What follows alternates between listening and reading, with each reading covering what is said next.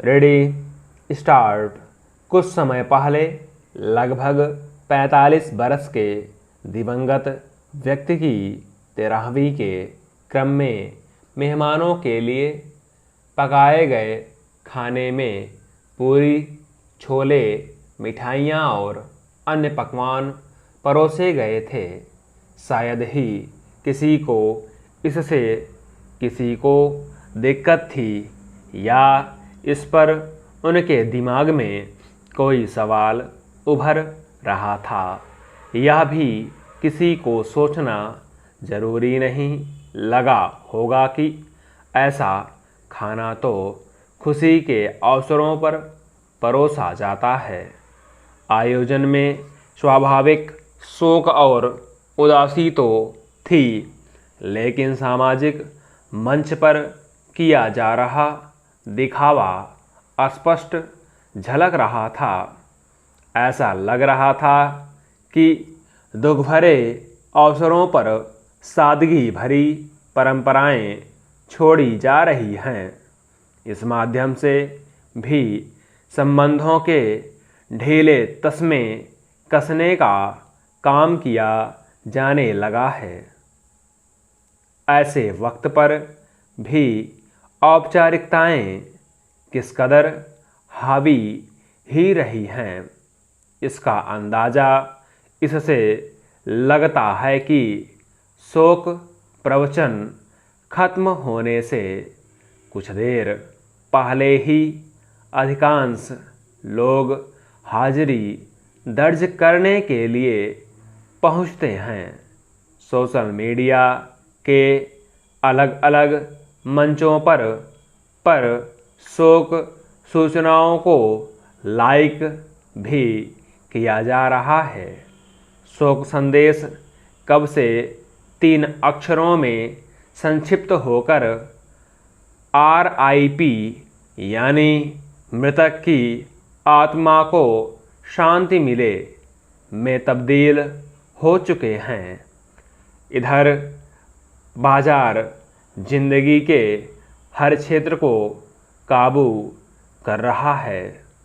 भारतीय समाज में अंतिम संस्कार सेवाएं अब कारोबार के तौर पर पहुंच चुकी हैं।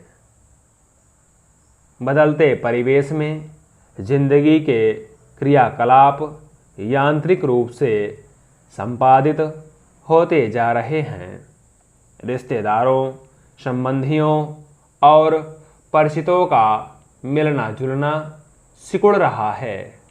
लोग जीवन अपने अंदाज में जीने में व्यस्त होते जा रहे हैं। सुविधाएं बढ़ रही हैं। जीभ पटाने के लिए नए स्वाद गढ़े जा रहे हैं।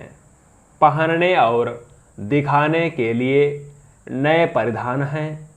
फैशन की भेड़चाल में शामिल रहने के लिए कैसे भी वस्त्र पहने जा रहे हैं। वक्त की अवास्तविक कमी ने इंसान को स्वकेंद्रित कर दिया है। जीवन के महत्वपूर्ण उत्सव विवाह का आयोजन चुनिंदा उपस्थिति में किसी शानदार महंगे होटल या रिसॉर्ट यानी आलीशान भवन में करना बेहतर समझा जा रहा है। त्योहारों को राजनीतिक वस्त्रों से खूब लाद दिया गया है, जिनके नीचे उनका सांस्कृतिक बोध दब गया है। हम अपनी सहूलियत के मुताबिक बहुत चीज़ों, बातों और परंपराओं की प्रायोगिक विधि बदलते जा रहे हैं। इसमें विकास ने विशेष भूमिका निभाई है। समाज के हर तबके के पास सुविधाएं पहुंचने, खासतौर पर मोबाइल के कारण सब कुछ बेखौफ उपलब्ध हो रहा है। हमें फुर्सत नहीं है, ऐसे में कुछ और भी है जिसे संपादित करने में हर्ज नहीं। रोजी रोटी के प्रयासों की धूप में काफ़ी कुछ छूटना स्वाभाविक है। भविष्य के कुछ पाठ हमारे सामने पहले से रख दिए जाते हैं। समय रहते अगर हम उन्हें बाँच लें तो बेहतर रहता है। जिनके बच्चे वांछित समय पर नहीं पहुंच पाते, उनके संबंधियों को अमुक की मृत्यु के बाद विवशतावश परंपरागत संस्कार करवाने पड़ते हैं। एक बाध्यता हो जाती है। दूर या विदेशों में रह रहे संबंधियों के लिए भी यह सोच सहयोगी रहेगी, जो काफ़ी लोगों की आकस्मिक जिम्मेवारियां कम या सीमित कर सकती हैं। इसलिए जिंदगी के बाद के क्रियाकलाप पुनर्जागरण, पुनर्मूल्यांकन चाहते हैं। यहाँ उन विद्वान समाज सुधारकों के प्रयासों के संदर्भ लिए जा सकते हैं, जिन्होंने सामाजिक बुराइयों, रूढ़ियों को पिघलाने की निरंतर कोशिश की।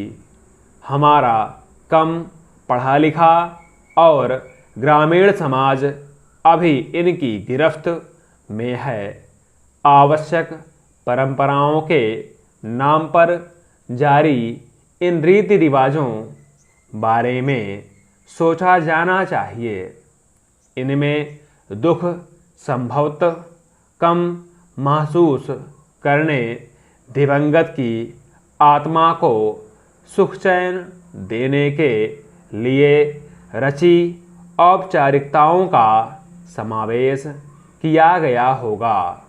लेकिन तकनीकी डिजिटल तरीके से और अब कृत्रिम बुद्धि के सानिध्य में निरंतर बदलते हुए परिवेश में आत्मा को संतुष्ट करने या उसके असंतुष्ट रह जाने का विचार कालग्रस्त लगता है।